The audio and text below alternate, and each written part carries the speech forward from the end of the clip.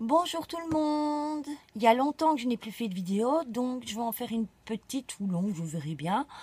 Pour le scrapbooking, pour commencer, pour les personnes débutantes, parce que j'ai eu énormément de questions auxquelles j'ai essayé de répondre en MP, mais bon, pas toujours évident.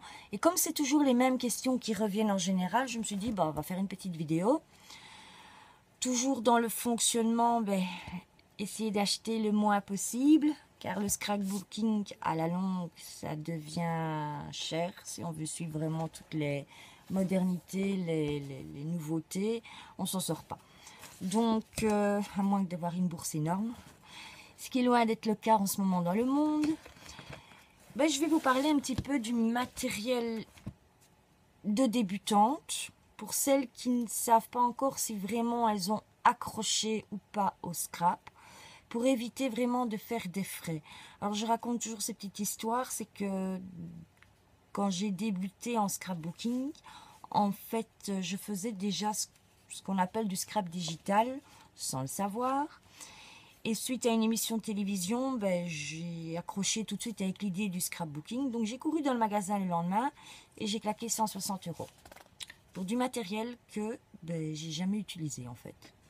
Parce que tout compte fait, à force de regarder les vidéos, de faire des recherches, de regarder un petit peu autour de moi, je me suis lancée dans un scrap qui n'avait rien à voir avec le matériel que j'ai acheté. Donc j'ai fait 160 € de frais inutiles. D'où l'idée par après du scrap, comme toutes les vidéos que vous avez vues jusqu'à présent, pour que ça revienne le moins cher possible. Donc on va en venir. Je ne sais pas si vous avez déjà vu la vidéo avec le papier gratuit. Donc regardez dans ma chaîne YouTube, je vous explique comment se fournir en papier gratuitement. Déjà là vous aurez quand même quelques petites astuces. Pour celles qui débutent, je dis bien pour celles qui débutent et qui n'ont pas envie de rentrer dans des frais inconsidérables, je vous conseille d'abord de passer par ce stade pour voir si vous accrochez. D'où maintenant, on va regarder un petit peu le restant. Donc, je vous explique sur l'autre vidéo comment obtenir les papiers à base de papier peint qu'on a autour de soi, qu'on peut demander sur sa page Facebook. Vous demandez, il y a toujours quelqu'un qui sera content de se débarrasser de ces rouleaux. Les rouleaux, une fois découpés en 30 par 30, vous obtenez, une fois repassés à l'envers, des belles pages prêtes pour vos scraps. Pour celles qui n'ont pas envie, qui n'ont peut-être pas le temps de demander, d'attendre et je ne que sais-je, vous avez la possibilité également de passer par Action. Action, ils fournissent des blocs de papier prêts pour le scrap 30 par 30, donc à double, c'est-à-dire que elles sont recto verso. Et là, vous avez un large choix régulièrement. Mais bon, il faut se battre pour les avoir, mais il y en a quand même régulièrement. À des prix tout à fait dérisoires. Où là, je crois que c'est pour 1,59 €, 49 € dans ces eaux-là. Enfin, même pas 2 €, le bloc de feuilles. Donc là, vous avez déjà ça.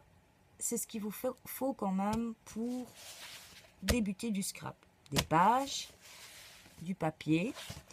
Vous avez aussi les papiers à action qui sont valables également de couleur unie. Enfin, vous avez un large choix de papiers quand même assez vaste chez Action pour des prix dérisoires.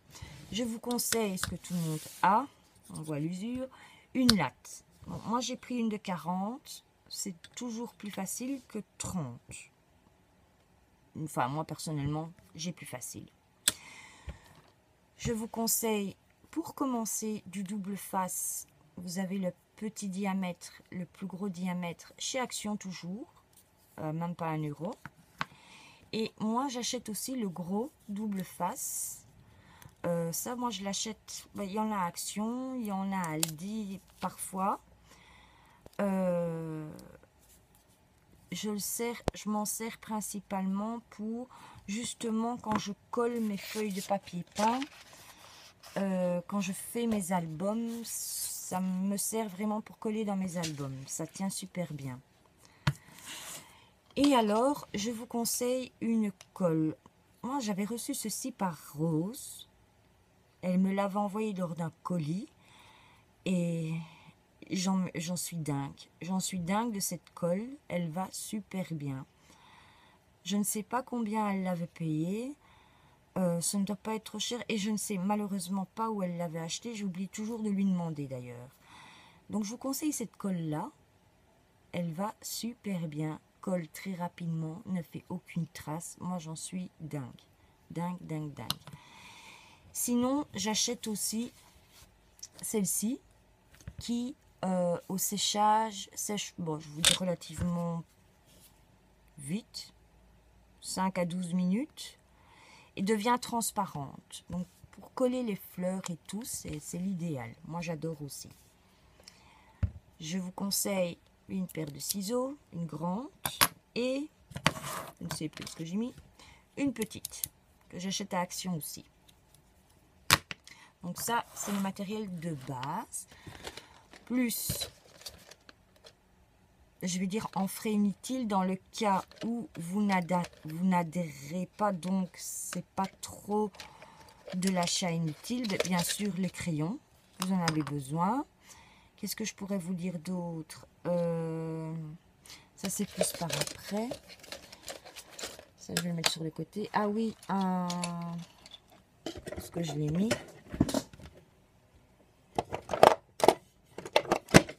Un cutter. Moi, je m'en sers énormément. Donc, voilà. Je pense que là, vous avez ce qui est vraiment de base. Oui, je vous conseille aussi, on en a parlé déjà il y a une vidéo, sur quelques tampons. Donc, je vous conseille pour voir si vraiment, pas tampon, encreur, ça va aller. Pour vraiment voir si vous adhérez, d'acheter une petite colonne comme ça, c'est 12 ou 14 €, dans les tons que vous êtes sûr de pouvoir utiliser par rapport à votre photo. Donc ne prenez pas à gaille, parce que la couleur est jolie et que vous aimez bien. Regardez déjà en priorité, comment je vais vous expliquer ça, les photos que vous allez scraper. Donc, et par rapport au choix de vos photos, la couleur qui va mieux s'accorder, et partez d'abord sur une panelle comme ça. Et si vous voyez vraiment vous accrocher, eh bien oui, là, lâchez-vous. Après, achetez tous les tampons, les encreurs que vous voulez. Là, vous n'aurez plus de limite, je vous le dis à l'avance. Mais dans le départ, choisissez vraiment une panelle de couleurs que vous êtes sûr d'utiliser dans votre scrap, style... si vous allez scraper une page de Noël, ben, n'achetez pas ces couleurs-là fluo, ce qui n'a strictement rien à voir. C'est un exemple que je peux vous donner. Voilà. Ça, je pense que c'est vraiment le matériel de base.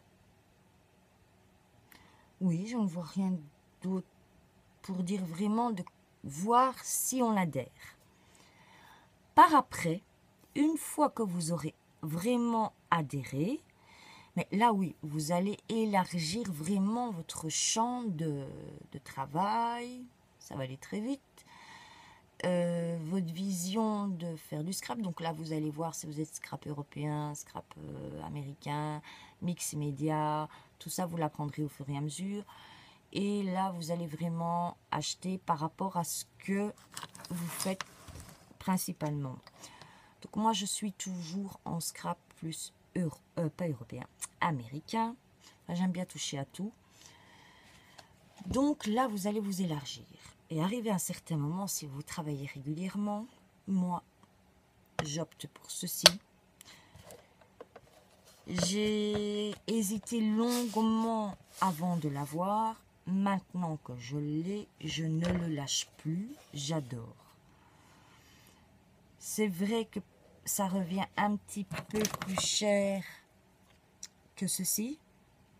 Mais à force de travailler, je préfère ceci. Pourquoi? Parce que quand vous travaillez... Attendez, je vais vous montrer un petit exemple. Oh mon Dieu. comme ça. Que vous voulez coller un élément, quel qu'il soit. On va essayer de prendre quelque chose au hasard. En vitesse, vite fait. Oh ben voilà. Admettons que je veux coller une feuille sur un projet. Bon, j'ai pris une assiette en carton comme ça. Vous prenez votre double face. Vous allez voir le temps que ça prend. Hop. Vous mettez. Voilà.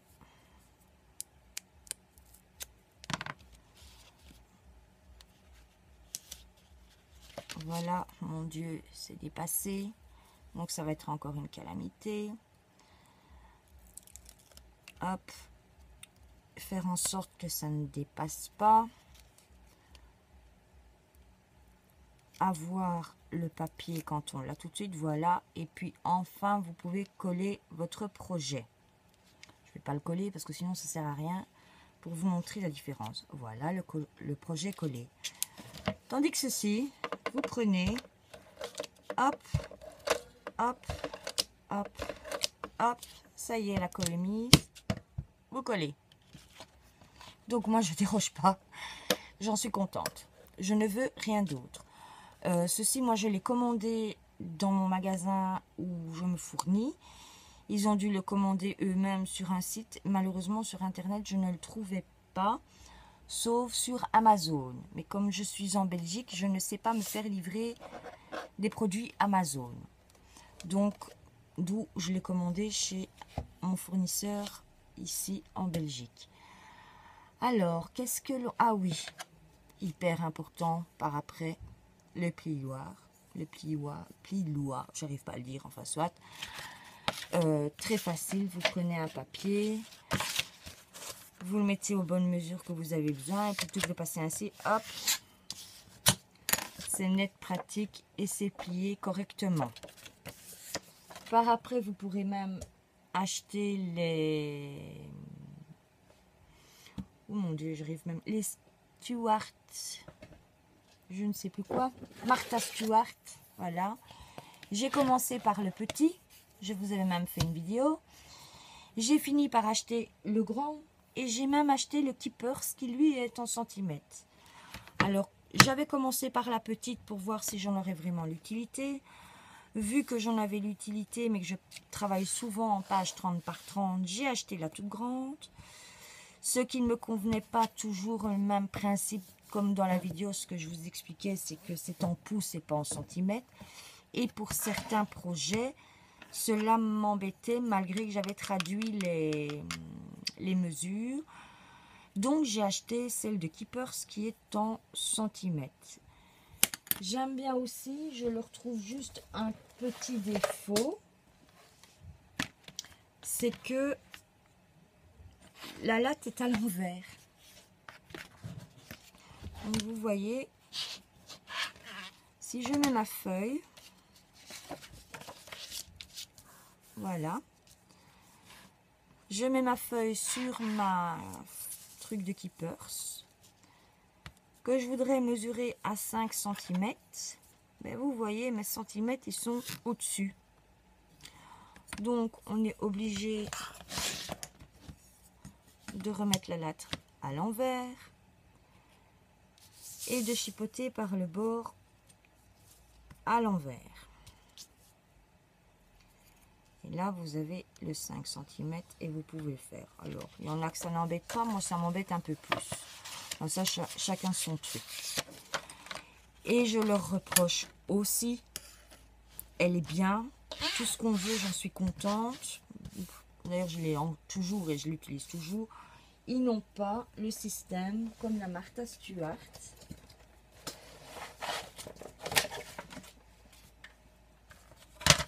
Du bord. Comme ceci, renfoncé, d'où on peut venir caler vraiment correctement sa feuille pour qu'elle ne bouge pas du tout. Donc ce que je fais, ben, je me sers des deux en même temps. Je la place dans ma Martha Stewart et c'est là que l'histoire de de cette règle m'embête parce que forcément, elle est à l'envers et forcément, on ne commence pas au zéro. Donc voilà, c'est ce qui m'embête. Donc, en fait, il faudrait que je repasse mon temps à remesurer moi-même et remettre moi-même mes mesures par rapport à mes lignes pour avoir mes mesures et ne pas calculer comme une imbécile à chaque fois. C'est le seul hic. Sinon, je suis contente du fait qu'elle est en centimètres. Et les rainures, vous voyez, sont complètement différentes par rapport à la Martha Stewart. Je ne sais pas si vous voyez bien. La Martha Stewart étant en pouces, vous voyez, toutes les lignes sont faites par rapport aux mesures de pouces. Que la petite purse est faite par rapport aux centimètres. Enfin, si on voit ainsi, on comprend mieux. Voilà. Vous voyez, chaque millimètre, 2 ou 3 millimètres. Voilà. D'où la différence. Comme ça, vous l'avez vu. Donc ça, c'est par après. Hein.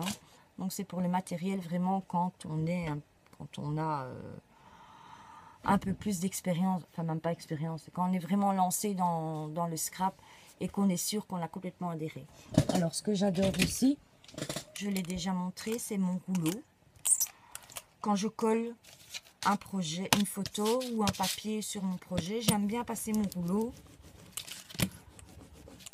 pour être sûr que tout est bien collé, qu'il colle bien. Voilà. Mais voilà, je pense avoir répondu en gros. Ah oui, il y a aussi mon ramasse-pluche. Mais moi, il n'a pas des pluches, il a des paillettes. Quand je travaille avec les paillettes, j'aime bien passer pour ramasser toutes mes saloperies sur mon plan de travail ou sur ma feuille de ce qui dépasse. Alors ceci, je l'ai acheté au magasin Tournesol, 5 €. Et il est pratique parce qu'une fois qu'il est trop sale, je vais dire, vous le passez sous l'eau, vous le laissez sécher et il redevient tout aussi collant et il est tout aussi propre. Alors, j'allais oublier ce qu'il est. Il est quelque part ici parce que je l'ai utilisé. On va suivre la prise, voilà. Le Heat Gun. L'embosseur à chaud si vous préférez. Alors l'embosseur à chaud, c'est quoi pour celles qui ne connaissent pas? Il vous faut pour cela un tampon, un encreur d'embossage. Ceci, moi, je l'ai acheté à Creativa l'année passée avec mes copines de scrap. J'en suis super contente. Et bien sûr, une poudre à embosser. Voilà. C'est pratique, c'est qu'on va très longtemps avec ceci. Je vais vite faire un truc pour celles qui ne connaissent vraiment pas ce que c'est un embossage.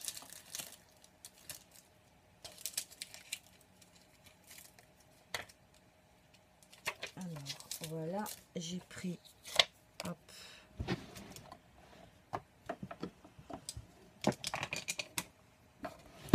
en vitesse, là-dessus.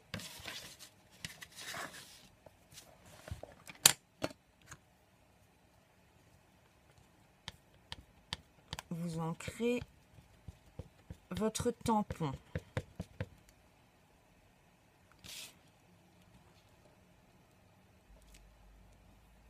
Vous tamponnez. Vous saupoudrez. Vous récupérez et retirez l'excédent. Je le fais vraiment en vitesse, hein. Ce sera un peu cochon, un peu brouillon. Et après, donc regardez comment c'est. Et après, avec votre embosseur,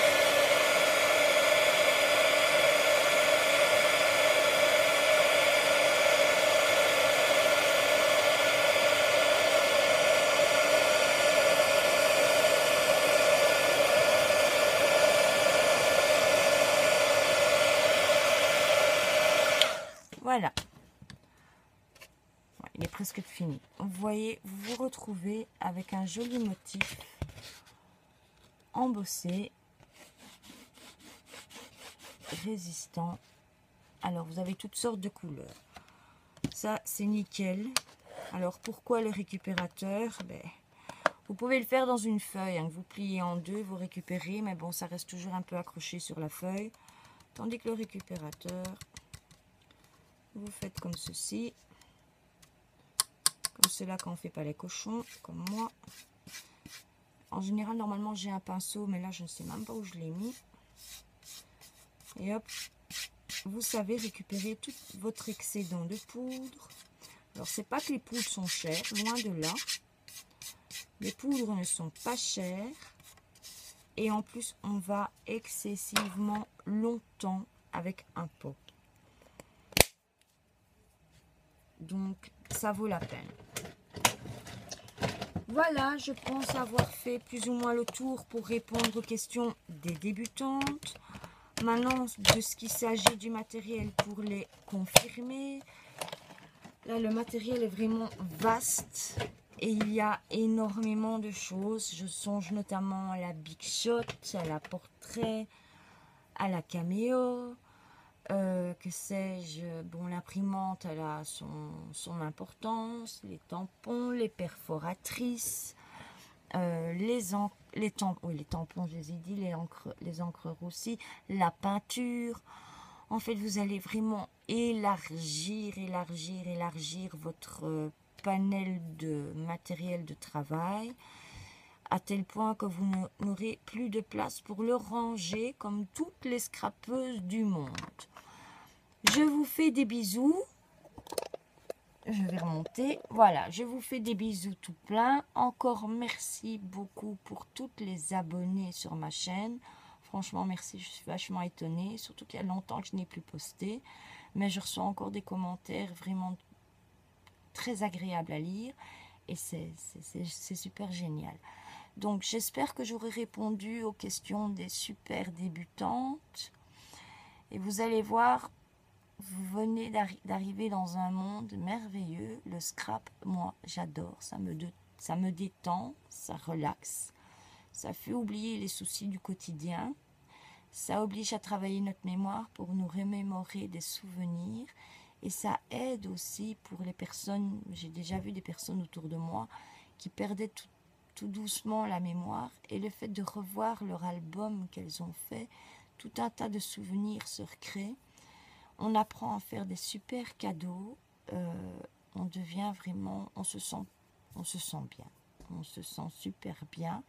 Donc j'espère que vous accrocherez à ce monde de création. Et je vous souhaite plein de jolies créations. Bisous tout le monde. Au revoir.